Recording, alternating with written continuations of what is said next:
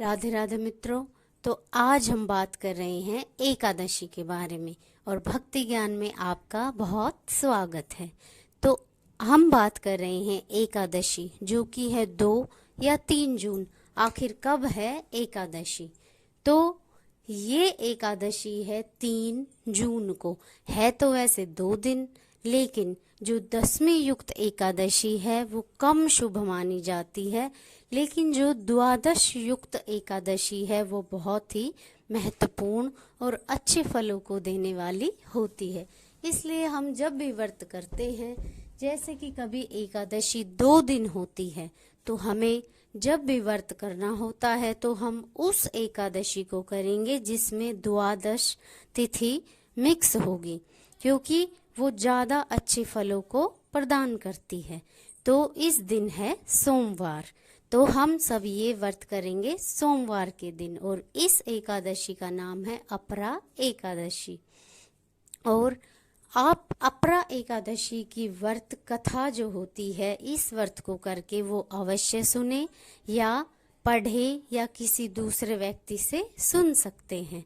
तो अब हम बात करते हैं कि चलिए इसमें हम क्या क्या कर सकते हैं। तो अपरा एकादशी में हमें वैसे ही करना होता है जैसे हम सारे व्रत करते हैं। अगर आप निराहार करना चाहते हैं तो वैसे भी कर सकते हैं, लेकिन अगर एक समय का आप फल आहार करना चाहते हैं दिन में, तो आप एक समय फल आहार भी ले सकते हैं। और इस व्रत में जब भी श्री हरि विष्णु जी को भोग लगाया जाता है तो तुलसी दल डालकर ही भोग उन्हें लगाया जाता है, लेकिन एकादशी के वाले दिन आपको तुलसी पत्र नहीं तोड़ने हैं। उससे एक दिन पहले आप तुलसी दल तोड़ के रख सकते हैं और अगले दिन एकादशी पूजा में प्रयोग कर सकते हैं। लेकिन अगर आप ये सोचते हैं कि वो बासी हो जाते हैं, तो ऐसा कुछ नहीं है, क्योंकि आप जब तुलसी दल तोड़ते हैं तो वो 11 दिनों तक बासी नहीं माने जाते। उसको आप 11 दिन तक पूजा में इस्तेमाल कर सकते हैं। लेकिन अगर किसी वजह से, जैसे रविवार वाले दिन एकादशी पड़ गई, जैसे अब 2 जून को भी है एकादशी, तो रविवार वाले दिन ना तो आपको तुलसी माता की पूजा करनी है और ना ही आपको वो तुलसी दल तोड़ने हैं। इससे आपको पाप लगता है। इसलिए हम ना तो रविवार को तोड़ेंगे ना एकादशी वाले दिन तोड़ेंगे। इसका मतलब है कि हमें शनिवार वाले दिन ही वो तुलसी दल बहुत सारे तोड़ के रख लेने हैं, और आप इसे 11 दिन तक पूजा में इस्तेमाल कर सकते हैं।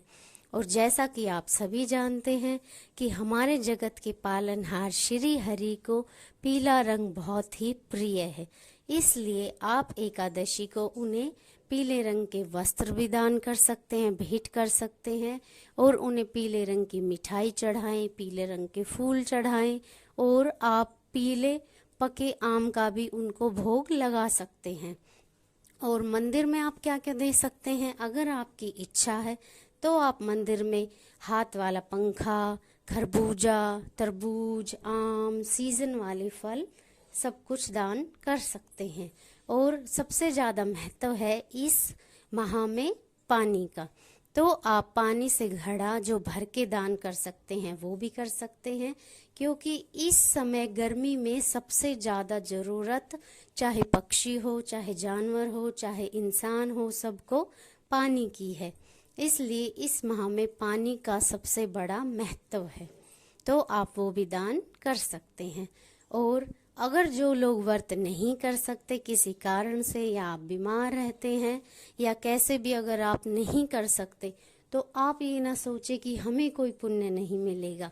नहीं, आप भी अगर व्रत नहीं कर सकते तो आप भी ये सारी चीज़ें मंदिर में दे सकते हैं, या फिर आप सिर्फ पीपल के पेड़ को जल चढ़ा सकते हैं, या तुलसी माता की पूजा कर सकते हैं। तो ज़्यादा नहीं तो थोड़ा पुण्य तो आप भी कमा सकते हैं।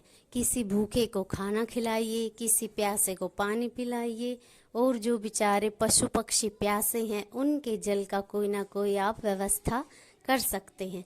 इसलिए आप भी कुछ फलों की प्राप्ति कर सकते हैं। तो ये थी हमारी सारी एकादशी से सारी जानकारी एकादशी की, तो आप करें और लाभ उठाएं।